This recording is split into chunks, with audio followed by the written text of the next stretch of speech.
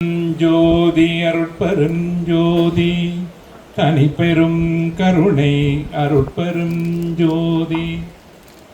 அன்பு இனியது, அன்பில் விளையும் இன்பம் இனியது.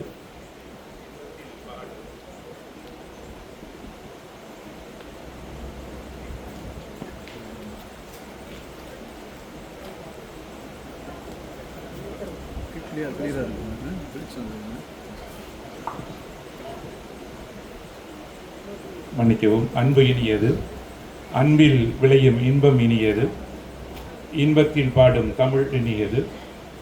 தமிழை விரும்பும் இறைவர் இனியவர். இறைவரை போற்றி வணங்குபவர் இனியவர்கள். இனியவர்களின் வாழ்வில் வினைக்கு இடமில்லை. கண்ணே கண்மணியே கருத்தை கருத்தின் கனிவே, விண்ணே விண்ணிறவே சிவமே தனிமை பொருளே, தண்ணீர் உண்மதியே என்னை தந்த தயாநிதியே, உன்னேர் உள்ளொளியே எனக்கு உண்மை உணர்த்தருளே என்று அடிகளாரின் தாழ் பணிந்து நேராக நாம் தலைப்புக்கு வந்து விடுகின்றோம்.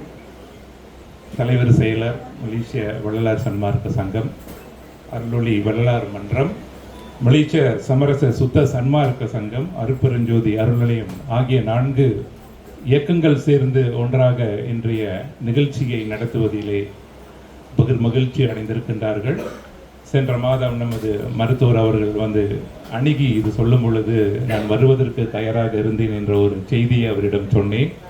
பயணம் என்பது சற்று சிக்கலாக இருந்தாலும் அதை வர வேண்டும், நமக்கு கொடுத்த பணியை செய்ய வேண்டும் என்ற ஒரு எண்ணத்திலே கலையில் புறப்பட்டு வந்திருக்கின்றோம்.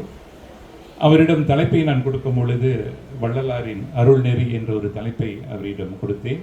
இங்கே வந்திருக்கின்ற அனைத்து அன்பர்களுக்கும் பெரியவர்களுக்கும் சன்மார்க்க சார்ந்த அன்பர்களுக்கும் வணக்கம் கூறி என்னுடைய தலைப்புக்கு வருகின்றேன். அவர் உசேன் ஐயா வந்ததாக சொன்னார்கள். அவர் என்னால் பார்க்க முடியலைங்கிறது. காரணம் 15 ஆண்டுகளுக்கு முன்பு அவருடைய உரையை நிறைய ஈப்போல கேட்டிருப்பாங்க. அருள்மொழி மன்றத்துக்கு அடிக்கடி அவர் வருவார். அந்த உரை அவர் கேட்கும் பொழுது தான் எனக்கு ஒரு 35 வயது இருக்கும், 36 வயசு இருக்கும்.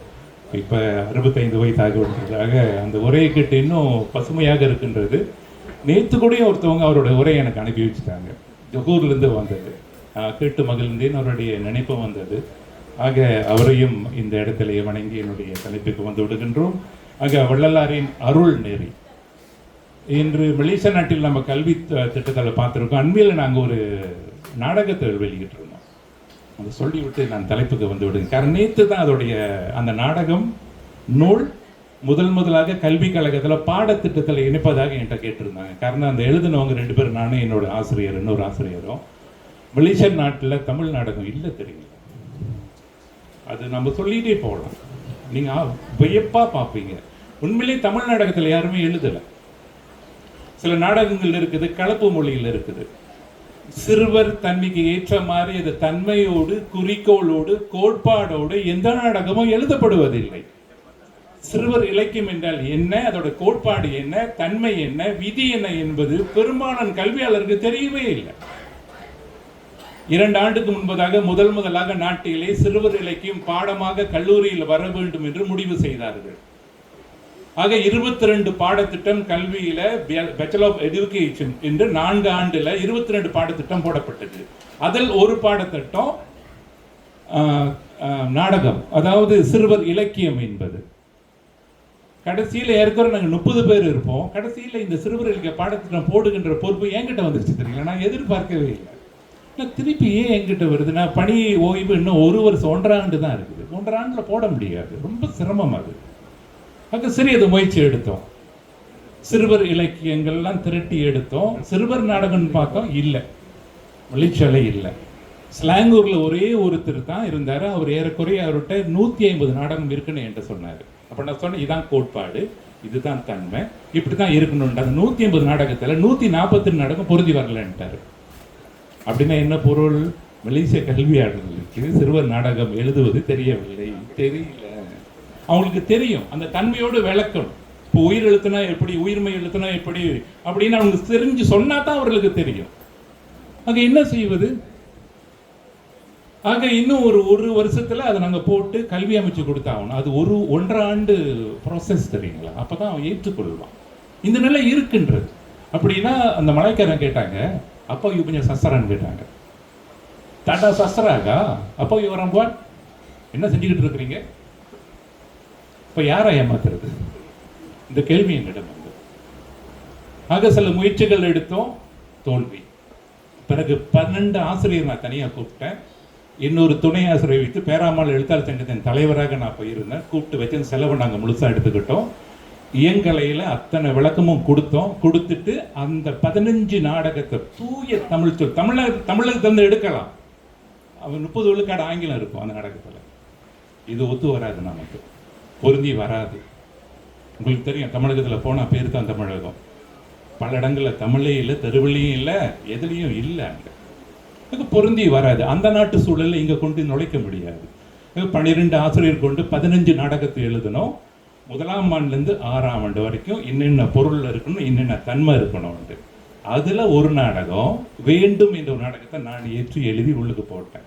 இது வேண்டும் என்ன தெரியுங்களா? ஒரு முயலுடன் உனது மலரில் நடிக்கின்ற ராமலிங்க அடிகளோட நாடகம். அப்படி கேட்டாங்க, இப்படி ராமலிங்க அடிகள் வந்து அதாவது ஒரு ராஜ நாடகத்தை போட்டால் அது சிறுவர் இலக்கியம் இல்லை தெரியுங்களா? நம்ம பிள்ளைங்களாம் ராஜ நாடகம் நடிக்குங்க. நால்வரோட நாடகம் இல்லை நாடகம், அதெல்லாம் சிறுவர் இலக்கியமே இல்லை. ஆள் மனசில் அது நினைக்கவே நினைக்காதான். எனக்கு தெரியும், 10 எடுத்தவங்க 12 எடுத்தவங்க எல்லாம் இருக்கிறாங்க. ஆனால் நெறி இல்லை. மாணவர்கள்ட்ட தெரியும், நெறி இல்லவே இல்லை, வராது. அந்த மைண்டில் பிளாக் பண்ணிடணுமா? இது எனக்குரிய இது இல்லை. நான் ராஜாவை நடிக்கிறேன், அந்த மனசு ஏற்றுக்காது. அவன் நடிச்சுட்டு போயிடுவான். அங்கே தான் சிறுவர் இலக்கியம் என்றால் என்ன, தன்மை என்றால் என்ன, கோட்பாடு என்றால் என்ன என்று தெரிஞ்சுக்கணும். அப்போ ஒருத்தர் என்ன கேட்டார், ராமலடிகள் மட்டும் பொருந்தி வரும். நம்மளும் நல்ல கேள்வி கேட்பாங்க தெரியுங்க. குருட்டு கேள்வி கேட்கறதுல சரியான கட்டிக்காருங்க. ராமலிங்கடிகள் மட்டும் எப்படி நீங்கள் எடுத்து நாடகமாக போட்டீங்க? அது ஒத்து வராது. நான் சொன்ன ராமலிங்கடிகள் 5 வயசாக இருக்கும்போது அந்த நாடகம் தான் இருக்குது. அவர் ஆசிரியர் போய் சபாபதியிட போய் பாடம் கற்பிக்கிறார் தெரியுங்களா? அதுதான் எடுத்து போட்டேன். அவர் 5 வயசு அப்போ அவருக்கு. அந்த நாடகத்தை தான் எடுத்து 3 காட்சியில் போட்டு முடித்தோம். அது நேற்று தான் சொன்னாங்க, இது பாடத்திட்டத்தில் நுழைக்க போகிறோம். 8 ஆண்டு கல்லூரி மாணவர், கல்லூரி பயிற்சி ஆசிரியர்கள் அதை பாடமாக எடுத்து செய்வாங்க. அப்போ அதை நாங்கள் ஒப்புதல் அளிச்சிட்டோம். பேராமல் எழுத்தாளர் சங்கம் இதை கல்வி அமைச்சு கொடுக்குது. நீங்கள் அந்த 15 நாடகத்தில் நீங்கள் அது பாடமாக பள்ளிகள் நாடு முழுதும் படிக்கும். நாடு முழுதும் ஆசிரியர் அந்த பள்ளிக்கூடத்தில் அந்த நாடகத்தை ஏற்றுவாங்க, நடிப்பாங்க, பிள்ளைகள் நடிப்பாங்க. இது நேற்று வந்தது டாக்டர். அப்போ நமக்கு மகிழ்ச்சியாக இருந்துச்சு, ஓ இதோ ஒன்றுங்க நடக்குது. ஆக அந்த அருள் தன்மை என்பது அங்கே தான் விளங்கும். இல்லை என்றால் விளங்காது, வராது. எப்படி என்ன செய்வது? பிள்ளைகள் கூட்டிகிட்டு வந்து என்ன போதிச்சாலும் கற்பிச்சாலும் கற்றதெல்லாம் பொய்யே தான். உண்டதெல்லாம் மலமீன் ஒரு பாடல் சொன்னார், அது போல. ஆக அருள் என்பது தயவுது, நெறி, சீலம். சீலம் என்ற தமிழ் சொல் மிகவும் உயர்ந்த சொல்லும். தமிழ் வந்து இறைமொழி தான், அது மறுப்பே இல்லை தெரியுங்களா? நம்ம புரிந்து கொள்ளவில்லை. தொல்காப்பியத்தில் நாங்கள் படிக்கும்போது சீனியா ஐயா கிட்ட ஒரு 9 மாதம் தொல்காப்பியம் நான் படித்தேன். நான் ஆசிரியர் எடுத்து படித்தேன். யூனிவர்சிட்டியில் கூட எங்களுக்கு அப்படி சொல்லிக் கொடுத்த ஆள் இல்லை. இதுதான் உண்மை. பல்கலைக்கழகத்தில் இப்படி சொல்லிக் கொடுக்கறதுக்கு ஆள் இல்லை. சீனி ஐயாவை போல. அப்படின்னா அவர்கள் ஆழம் காணவில்லை. ஏதோ சொல்லி கொடுத்துட்டு போகிறாங்க, அவ்வளோதான். 10ஓட 11 தான். அதை நான் எங்கே வேணுமோ சொல்கிறதுக்கு தயாராக இருக்கிறேன். கிணம் இல்லை, தமிழகம் போல அந்த அளவுக்கு இல்லை, இங்கே ஏற்படலை. அதனால தான் நமக்கு எங்கேயோ ஒரு ஓட்டை இருந்துக்கிட்டே இருந்து கொண்டிருக்கின்றது. இந்த அருள்நெறி என்பது அங்கே வரமாட்டேது. மோரல் இருக்குது, நன்னெறி பாடம் இருக்கின்றது. ஆனால் நெறியாக மாணவர்கள் இல்லை என்பது தான் கவலைக்குரியது. ஆக அதை எப்படி பெறுவது? கடவுள் தயவால் மட்டும்தான் பெற முடியாது. சும்மா வராதுங்க. அணுக்கள் பற்றி ஒரு நூல் நான் அண்மையில் படித்தேன், ஒரு 700 பக்கம். இப்போ ஒரு 400 பக்கம் தான் முடிச்சிருக்கேன். ஒரு நாளைக்கு 2 பக்கம் தான் என்னால் படிக்க முடியுது. அணுவின் ரகசியமாக படிக்க முடியும். 2 பக்கத்துக்கு மேலே என்னால் படிக்க முடியல. காரணம் 30% விளங்கலை. நான் PhD செஞ்சுருக்கேன் தெரியுங்களா தமிழில். 30 விழுக்காடு விளங்கலை. எங்கள் அண்ணா ஒருத்தர் இருக்கார், அவருக்கு 75 வயசு, அவருக்கு 80 விழுக்காடு விளங்கலைன்றார். அப்படி என்னதான் நூல்னா பியோர் தமிழில் எழுதியிருக்கிறாங்க. பியோர் சயின்ஸை, அறிவியலை நுண்ணிய தமிழில் எழுதுனா எப்படி இருக்கும்? அப்படிப்பட்ட ஒரு நூல். 2 பக்கம் 3 பக்கம் தான். அதில் ஒரு தலைப்பு வந்திருந்தது உணவு பற்றி அவர் பேசுறதுனால சொல்கிறேன். என்னோட மகள் வந்து ஃபுட் டெக்னாலஜி உணவு பற்றி ஆராய்ச்சி பண்ணியிருக்கேன். இப்போ மாஸ்டர் செஞ்சுருக்காங்க. 4 பக்கம் இருந்துச்சு அந்த நூலில். என் மகளை உட்கார வச்சு நூல் அப்படியே அவங்க முன்னாடி படித்து காமிச்சதெல்லாம் உண்மையான்ட்டு 100 விழுக்காடு உண்மை இருக்கு. 100 விழுக்காடு. அந்த நூலை எழுதுனவங்களை சொல்லி என் தலைப்புக்கு வந்துடுறேன். நூல் எழுதினவங்க 700 பக்கம், அவங்களுக்கு தமிழ் அவ்வளோ தெரியாதான். என்னங்க தமிழ் தெரியாதவங்க எப்படி அந்த நூல் எழுதியிருக்க முடியும்? நினைச்சு பாருங்க, பீச்சுக்காரன் படிச்சே விளங்க மாட்டுது 30%, 20%. நூல் அவங்க எப்படி எழுது? அவங்கள்ட்ட போய் கேட்டு பார்த்தேன், எப்படி இங்கே எழுதுனீங்க? இது நான் எழுதல, அகத்தியர் முனிவர் வந்து சொல்லி நான் எழுதுனேன்றாங்க. இறைவா, அகத்தியர் முனிவர் சொல்லி நீங்க எழுதுறீங்க, நீங்க எப்படி இங்கே எழுதுறீங்கன்னு கேட்டோம். அவங்க சொல்றாங்க, திடீர்னு ராத்திரி 10 மணிக்கு உட்காந்துருப்பாங்களாம், பேன் எடுத்து எழுதுமா, கையை எழுதுமா. அவங்க சொல்றாங்க தெரியுங்க, அவங்க சொல்லி அவங்கள்ட்ட நான் பதிவு செய்கிறேன். அப்படியே எழுதுமா, ஒரு 1 மணி நேரம் 2 மணி நேரம் எழுதுவாங்களாம், அப்புறம் போயிடும். அப்புறம் மறுநாள் அதே போல் எப்போ ஒரு வாரம்னு தெரியாதான் எடுத்து எழுதுவாங்களாம். அப்படி எழுதி 700 பக்கத்துக்கு இருக்குது. அதில் படித்து பார்க்கும் பொழுது அணுக்களை பற்றி எப்படி உள்ளுக்கு அங்கே தான் அருட்பா படிக்கும் பொழுது ஈகரா ஐயா சொல்லியிருக்காரு, சாமி சொல்லியிருக்காரு. உங்களுக்கு தெரியும், அகவல் படித்த விளங்காது நமக்கு. இது அவரு சொல்லியிருக்காரு, அவர் சொன்னார், அவர் பற்றி ஆள் இல்லைன்றது தான் உண்மை. இப்போ 4 பேர் 63 ஏன் சொல்ல சொன்னால் விளங்காது, இதுதான் உண்மை. சொன்ன விளங்கிருங்களா? விளங்காது தெரியுங்களா? நம்மளுக்கு எங்கே விளங்க போகுது? இப்போ நானும் ஆர்ட்ஸ் ரீம், சயின்ஸ் ரீம் ரொம்ப தெரியாது, அதனால் படித்தா விளங்க மாட்டேங்குது. 2 பக்கத்துக்கு மேலே படிச்சுட்டு மேற்கோள் காட்டும். அப்போ அந்த அருள் தன்மைக்கு மட்டும், அந்த நெறிக்கு மட்டும் அந்த அளவுக்கு ஆழமான அறிவு இருக்கின்றது.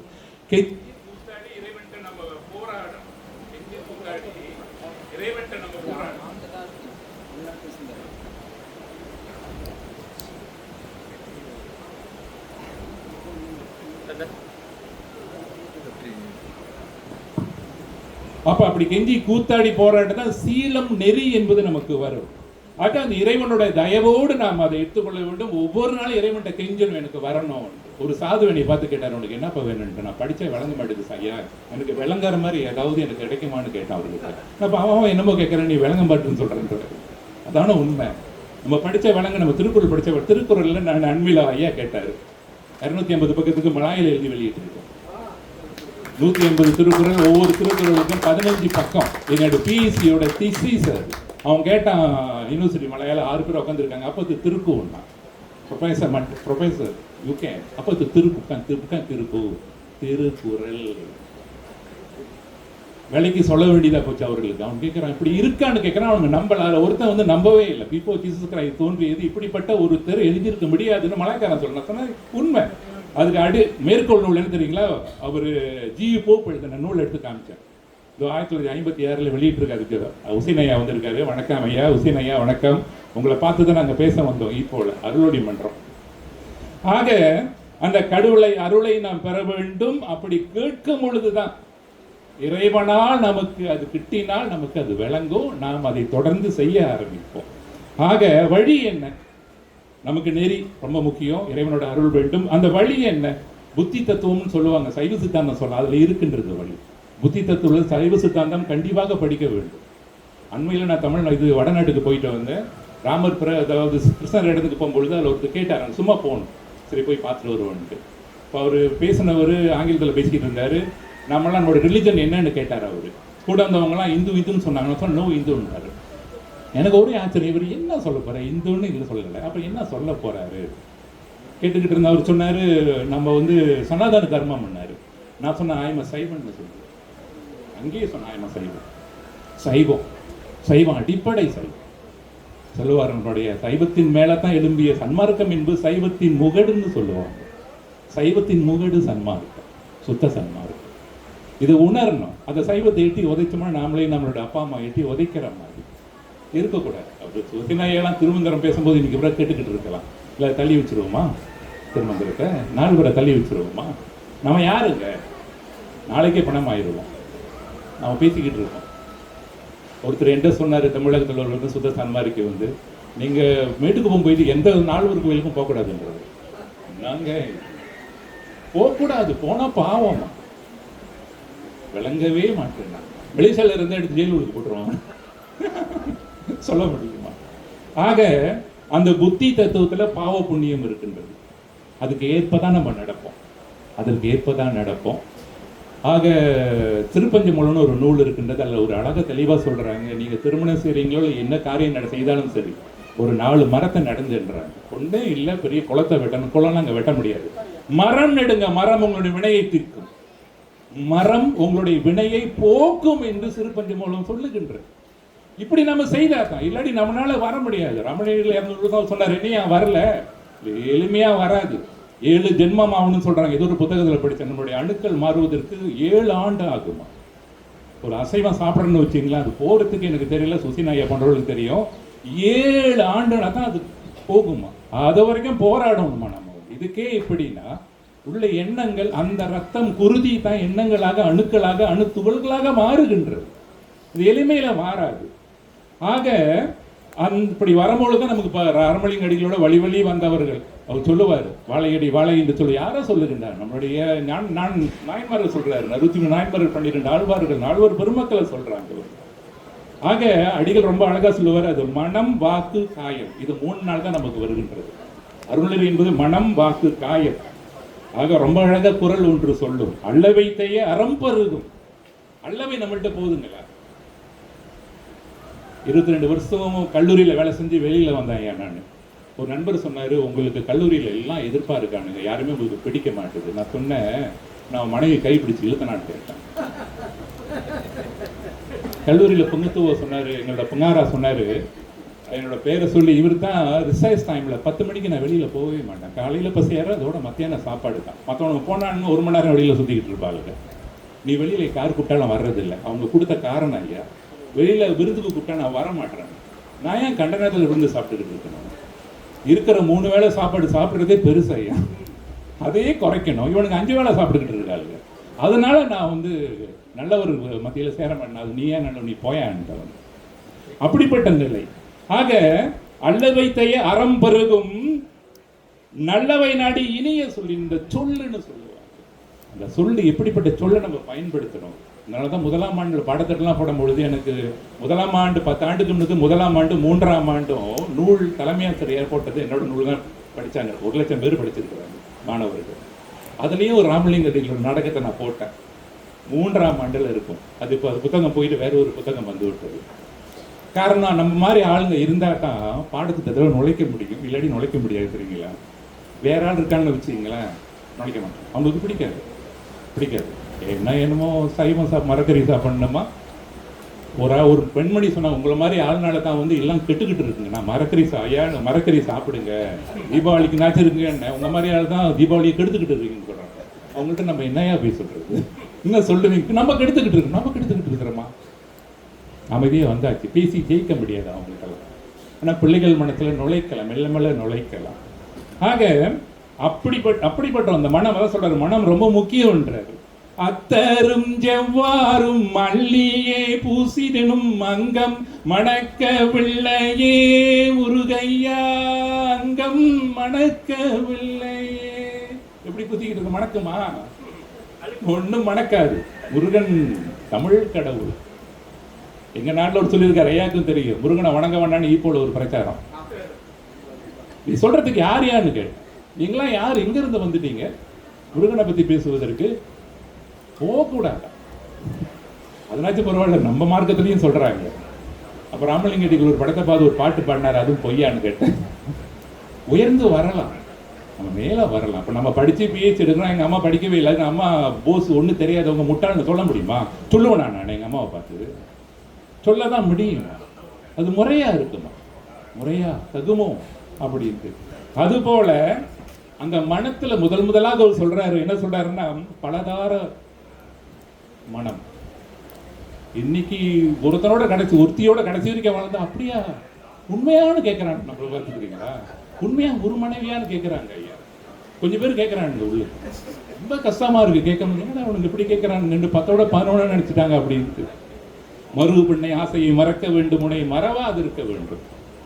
அதுக்கு 2வது வரி பாருங்க, உன்னையும் மறவாது இருக்க. இறைவனை மறவாது இருந்தா தான் மருவு பெண் ஆசையும் வராது. இறைவனை மறந்து விட்டுன்னு வச்சுங்களேன், இல்லாட்டி நம்ம என்னங்க, நம்மள திசை மாறி இருவோம். நல்லவரா கெட்டவரா நமக்கு தெரியாது, அந்த கண்ணுக்கு தெரியாது. இன்னொன்று பண்ணிட்டு போயிடுவான். என்னமோ ஒன்று சொல்லிட்டு போயிடுவோம். இறைவா நீ தான் என்னை வழி நடத்தணும், எனக்கு தெரியல, ஊனக்கண்ணால் பார்க்கும்போது எனக்கு தெரியவில்லை. இறைவா மன்றாடவன் அழுதால் உன்னை பெறலாம்னு சொல்றாரு மணியவாசகர். அழுதால் உன்னை பெறலாம். இப்படி அழுவுறது, சும்மா போய் அழுது பார்க்கலாமா? கண்ணை பாட்டுக்கு வரணும், தண்ணீர் வர கெஞ்சி கெஞ்சி கூத்தாடணும். நீங்க போயிட்டு இதோ ஒரு நாள் கூத்தாடிட்டு போறது, தைப்பூசம் மாதிரி ஆடி முடிஞ்சிட்டு போறது இல்லை. தீபாவளிக்கு மட்டும் மில்லியன்ஸ் ஆஃப் டாலர்ஸ் கரியாக்கினானுங்க நம்ம ஆளுங்க. மில்லியன்ஸ் ஆஃப் டாலர்ஸ் அட்டி பட்டாசு ஒட்டிச்சு கரியாக்கினாங்க. என்ன செய்வது? அதில் அவ்வளவு மகிழ்ச்சி. ஆக அந்த மனம் அங்கே இருக்க வேண்டிய இறைவரை மறவாதிருப்பதற்கு நாம் பிறன் மனை எண்ணம் இருக்கக்கூடாதுன்னு அவர் ஏன் அதை சொல்றாரு? ரொம்ப வலிந்து சொல்லுகின்றார், வேண்டாம்னு சொல்றாரு. இது உங்களை சாச்சிரும்னு சொல்றாரு.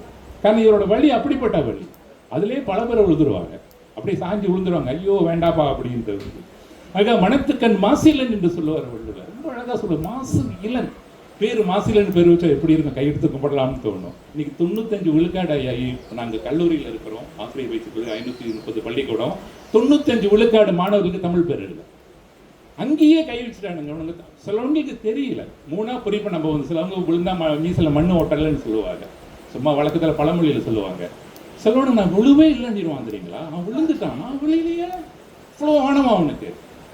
தமிழர்கள் என்னுடைய பார்வையில் மலிச தமிழர்கள் எப்படி தெரியல இருக்காங்க, அவன் விழுந்ததே அவனுக்கு தெரியல, விழுந்துட்டேன். உண்மை, அது உண்மை. இப்போ உள்ள ஒரு அறிஞர் சொல்லுவார், அவர் கலிபுரமான சொல்லுவோம், அவர் மறைஞ்சவர். வெள்ளைக்காரன் சப்பி போடுனா துப்பி போட்டதை இவன் சப்பி போட்டான் அந்த மாங்காய் கொட்டையை, அவன் துப்புனதை அவன் சப்பி, அப்படி தெரியுங்களா, தெரியலன்றாங்க.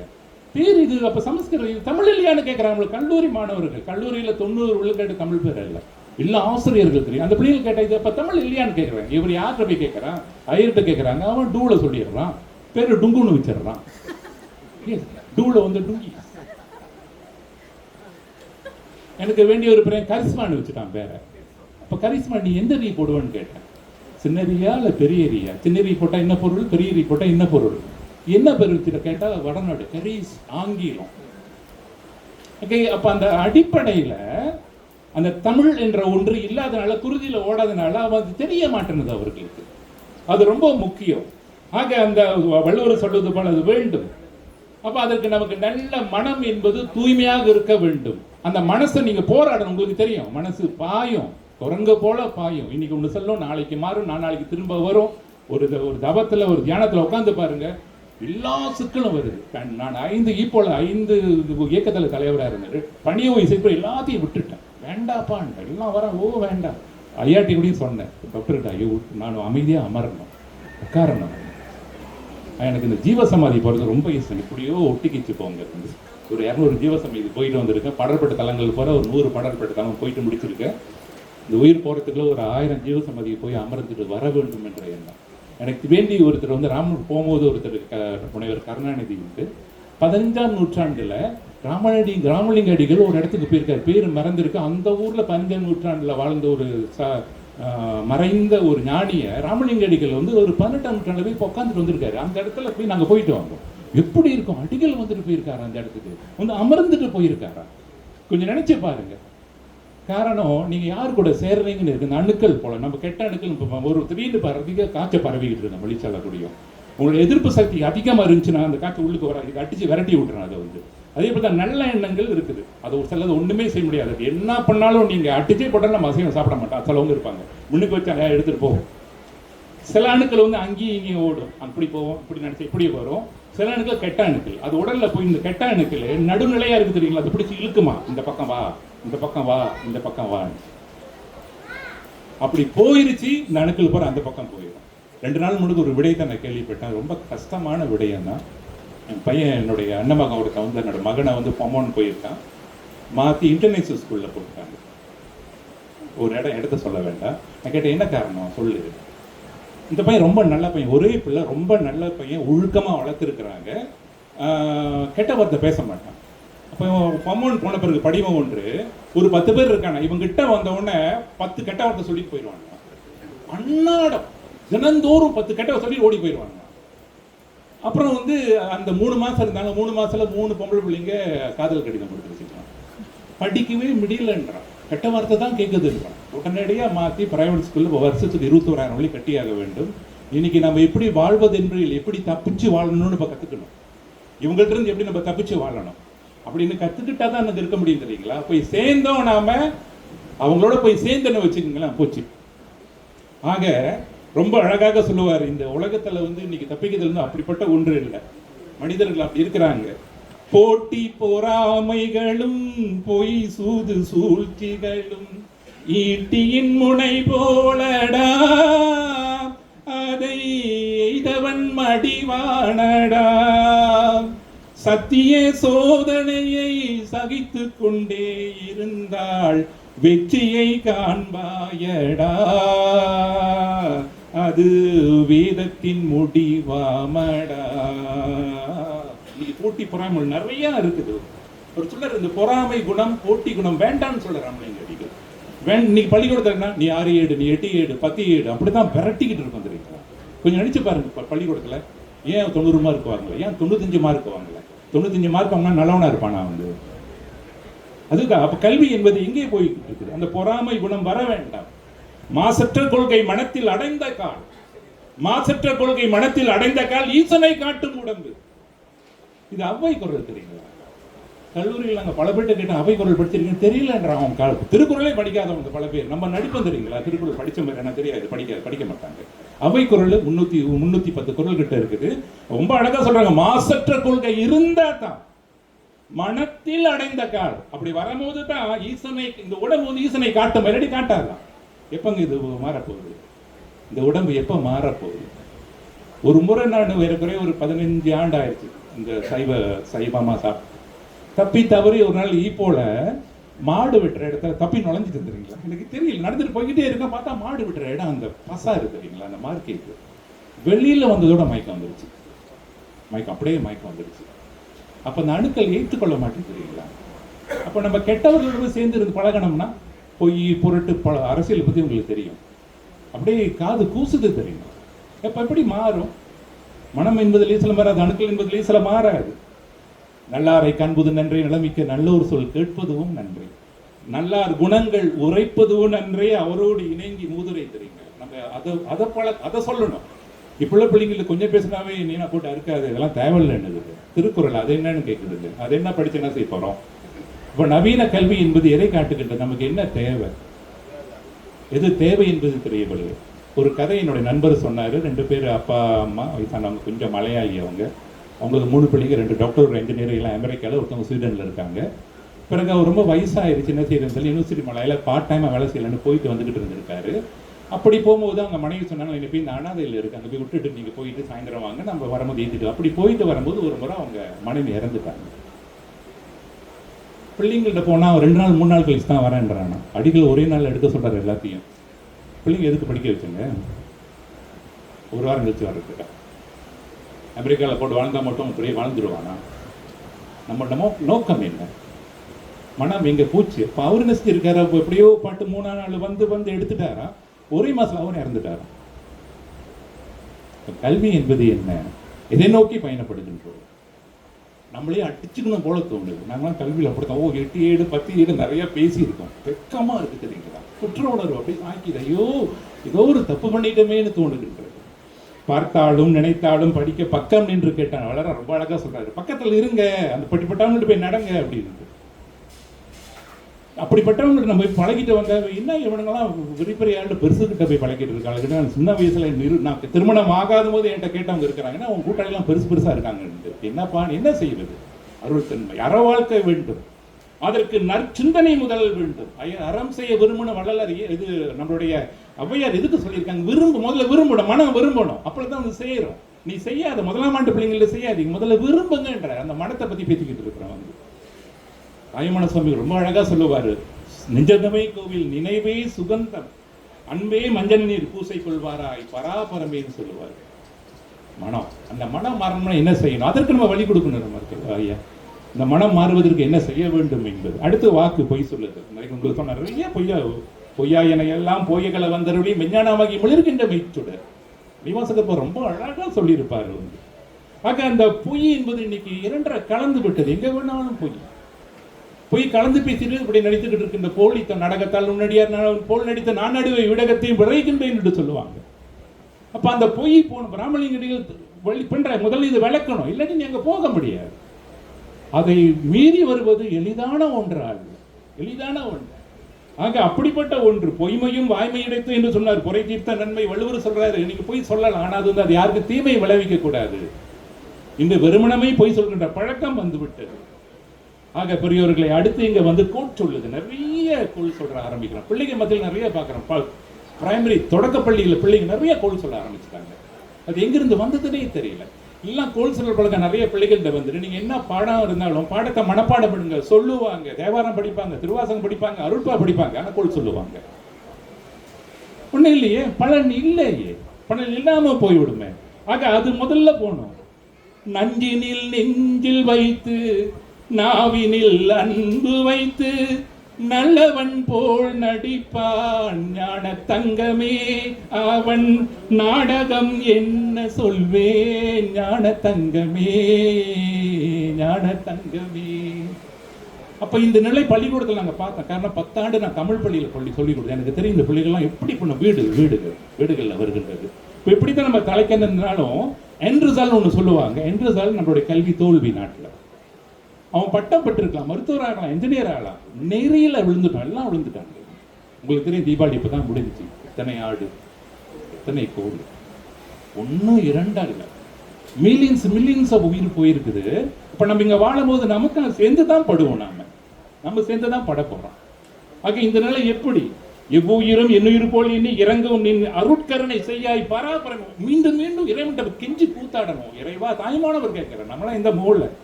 ஆக அடுத்தது புறம் சொல்லாமை, போக விட்டு புறம் சொல்லி திரிய வேண்டான்னு சொல்லுவாரு. நம்மளுடைய அவை சொல்லுவாங்க புறம் கூறாமை வேண்டான்னு சொல்றாங்க. இது பூரா வலிந்து சொன்னாதான். பாடத்திட்டத்தில் கண்டிப்பா அவங்க போட்டிருப்பாங்க, வலிந்து சொல்லணும், இது வேண்டும். ஆக அடுத்து வீணு கழுதல் ஐயா போட்டிருக்காரு அருள் நெறியில. நம்மளால நல்லா வீணு கழுவுவாங்க தெரியுங்களா? யாராவது இறந்துட்டாங்கன்னா வீணுக்கும் அப்படித்தான் கழுவுவாங்க. அடுத்து மறுநாளே எல்லாம் மறந்துட்டு வேற காரியம் போட்டு. ஆனால் ஒரு இடத்துல சொன்னாங்க, நீங்க போய் அழுங்க சாமி, அழுங்க, அப்பதான் 4 பேர் மெச்சுவாங்களாம். அழ சொல்றாங்க. ஏன் அழலையா? போய் அழுந்துட்டு வான்றாங்க. அப்படின்னா எப்படி? ஆக அடுத்தது காயம், உடல்னா உடல் வலி. ஏற்கனவே நான் இந்த மனை சொல்லிட்டவங்கட்டு, பெண்ணாசை கொண்டோருக்கு உள்ளம் இல்லை, பொன்னாசை கொண்டோர்க்கு உள்ளம் இல்லை, நல்ல உள்ளம் இல்லை, இந்த பெண்ணாசை கொண்டோர்க்கு கண்ணும் இல்லை, இரு கண்ணும் இல்லை. அந்த ஒரு பயிற்சியாசிரியர் என்கிட்ட கேட்டாங்க, முடிச்சுட்டு கல்யாணம் பண்ணிட்டாங்க. இது சொல்ல வேண்டிய சூழல், நீங்க தப்பா நினைச்சுக்காதீங்க. முடிச்சுட்டு போயிட்டாங்க, திருமணம் ஆயிடுச்சுட்டாங்க. அப்புறம் மனைவி கற்போம். அந்த பையன் என்கிட்ட தனியா கேட்டான், மனைவி கற்போம், நம்ம வெளியில இன்னொரு பெண்ணு கூட போலாமா இந்த இந்தோனேசியா பொண்ணு, நீங்க என்ன நினைக்கிறீங்க என்கிட்ட கேட்கறாங்க. மனைவி போயிட்டு வந்து இவங்க போனாங்கன்னா உனக்கு எப்படி இருக்குன்னு கேட்டான். கேட்டேன், அப்படியே கேட்டேன், அவங்க போனாங்கன்னா அந்த மாதிரி உனக்கு எப்படி இருக்கும், எப்படி ஐயா? ஆக ராமலிங்கடிகள் அது வலிந்து சொல்லுகிற வேண்டான்றது வந்து. ஆக இன்னொன்று, பொசிக்க கூடாத உணவை உண்ணுதல் வேண்டாம் வேண்டான்னு மறுக்கிறாங்க. மாமிசம், மதுபானம் இல்லாத தீபாவளி இப்ப இல்லாம போயிருச்சு வந்து, அது வேண்டான்றாரு. தன்னூர் பெருக்கத்திற்கு தான் பிரிது ஊனுண்பான் எங்கனமானும் அருள்னு சொல்றாரு வள்ளுவர். வராதே, எப்படி நம்ம விருப்பம் அப்படி போயிடுவானா? வாழலாம், ஆனா உள்ள அந்த அணுத்துகள் தெரியுமா, மாறவே மாறாது வந்து. ஆக இன்னொன்று, அந்நியரை இன்சித்தல் வேண்டாம்னு சொல்றாரு. மீண்டும் மீண்டும் சொல்ற, அந்நியரை இன்சிக்க வேண்டாம்னு சொல்ற ராமலிங்கடிகள் சொல்லிக்கிட்டே இருக்காரு வந்து. நீங்க பள்ளிக்கூடத்தை துன்புறுத்துறோம், நம்ம அட்டிக்கிறோம் பிள்ளைங்களை. இன்னைக்கு நடக்குதுங்க, ஏசுறோம், கண்ட மாதிரி பேசுறோம், ஏசுறோம். இது கூட துன்புறுத்தல். எளியாரை வலியோர் அடித்த போது ஐயோ என் மனம் கலங்கியதே என்று சொல்றாரு ராமலிங்கடி. ஐயோ கலங்கியதே என்று. இன்னைக்கு நம்மளை பார்க்கிறோம், வெளிநாடுகள்லாம் இன்னைக்கு பார்க்கிறோம் எப்படி நடக்குது. நம்மளை கண்டாவே அட்டிக்கிறோம். உங்களுக்கு தெரியுங்களா, இங்க நம்ம வீடு வாங்கினா பக்கத்து வீடு நம்ம வீடு, இது பக்கத்து வீடு மலைக்கார தமிழனா வாங்க மாட்டேறாங்க ஐயா. இப்போ எல்லாம் தமிழனா நம்ம வீடு வேண்டான்றான் தானே தமிழர்கள். சிக்கலான சமுதாயம் மாறிவிட்டதோ என்று தோன்றுகின்றது. ஆக அடுத்தது வந்து அறிந்து செய்யும் பாவங்கள். இதுவரைக்கும் அம்மா மணியாச்சு. ஆக அறிந்து செய்ய பாவங்கள் நிறைய இருக்கின்றது. 1 மணி நேரத்தில் பேசினா முடிக்க முடியாது. தானமும் தவமும் தான் செய்ய பெற்றால் வானவர் நாடு வழி திறந்துடுமே சொல்லுவாங்க அவை வந்து. அறிந்து நம்ம பல பாவங்களை செய்யறோம். இப்போ அறிந்து செய்யும் பாவம்னு ஐயா சொல்லும் போது உங்களுக்கு தெரியும், நிறைய அறிஞ்சே செய்யறோம், நம்ம தெரியாத மாதிரி இருக்கிறது வேண்டாம்னு சொல்றாரு. அதுக்கு என்ன சொல்றாரு? தவம் செய்ய வேண்டும் என்று சொல்லுகின்றார். தியானம் செய்யுங்க, தவம் செய்யுங்க. அந்த தவமும் தியானமும் செய்ய செய்ய உங்களுக்கு உள்ளுக்குள்ள மனம் அமைதி பெற்று மென்மையா போகும்போது அணுத்துகள்கள் இயக்கம் ரொம்ப இருக்காது. அதற்கு உபவாசம் இருக்க சொல்றாரு, விரதம் இருங்க, நிறைய சாப்பிடாதீங்கன்னு சொல்றாரு. அப்ப அந்த அணுக்கள் அமைதி பெற்று மென்மை அடையும். இல்லாட்டி நீங்க 10 ரவுண்ட் ஓடிட்டு வந்து பாருங்க, பாட்டி குதிக்கும். அது அப்பதான் அந்த மென்மை வேண்டும் சொல்றாரு, விரதம் இருக்க சொல்றாரு. அடுத்தது அன்னவிரயம் செய்தல்னு மீண்டும் மீண்டும் சொல்லிட்டு இருக்கிறார். அன்னவிரயம் செய்யுங்க, ஆனா அது பதிப்புண்ணியமாக இருக்க வேண்டும். பேரு போடக்கூடாது. இன்னார் அண்ணன் சாப்பாடு நன்கொடை அப்படின்னு போட்டு அங்க போட்டாரு அவரு சுப்பையா குடும்பத்தினர், அது புதிய சாப்பிட்டா நம்ம சேர்ந்து தான் பாவம் செய்யறோம். காரணம் அவங்க பேர் போட்டாங்க, நம்ம அதுக்கு பாவம் நம்ம கொடுக்குறோம், திருப்பி ஒரு சின்ன விழுக்காடு கொடுத்துறோம். அவருக்கு நான் பேர் போட்டாரு. பதி புண்ணியமாக நம்ம அன்னவிரயம் செய்ய வேண்டும், பசு புண்ணியமாக செய்யக்கூடாது. பதி புண்ணியம் என்ன, பசு புண்ணியம், அது ஒரு 1/2 மணி நேரம் பேசலாம். அது மகான்களுக்கு சேவை செய்ய வேண்டும் சொல்றாரு அடிகளார். மகான் இடத்துக்கு போய் சேவை செய்யுங்க, தொண்டு செய்யுங்க. மீண்டும் மீண்டும் போய் செய்ய வேண்டும். முடிச்சிடறாமா? மீண்டும் மீண்டும் செய்ய வேண்டும் என்று சொல்றாரு. ஈதல் இசைப்பட வாழுதல், அதுதான் ஊதியம் சொல்றாரு. ஈதல் இசை, அதுதான் நமக்கு ஊதியம். தெரியுங்களா? அது உணர்ந்து விட்டோம்னா நம்ம கொஞ்சம் கொஞ்சமா செய்வோம். செய்வதற்கு இங்க ஆள் மிக மிக மிக குறைவாக இருக்கின்றது. ஆக திருத்தலங்களுக்கு செல்லுதல், அவர் சொல்றாரு, திருத்தலங்கள்லாம் போயிட்டு வாங்க. நல்ல திருத்தலங்க. இவங்க இங்கிட்டு போயிட்டு மரத்தாண்டவர் சொல்லி பெரிய கூத்தி அடிச்சுக்கிட்டு இருக்காங்க. போயிருச்சு தெரியுங்களா? ரொம்ப போயிருக்கு. நம்ம கோயிலில் போய் பார்க்குறோம் என்ன நடக்குதுன்னு. தைப்பூசம்லாம் நீங்கள் தைப்பூசம் மாதிரி இல்லை. நீங்கள் கேட்கலாம், என்னோட முதுகலை பட்ட ஆராய்ச்சியே தைப்பூசம். கோயிலில் 2 கோயில் ஈப்போல 2 கோயில் தைப்பூசம் ஆராய்ச்சி 300 பக்கம் இருக்குது.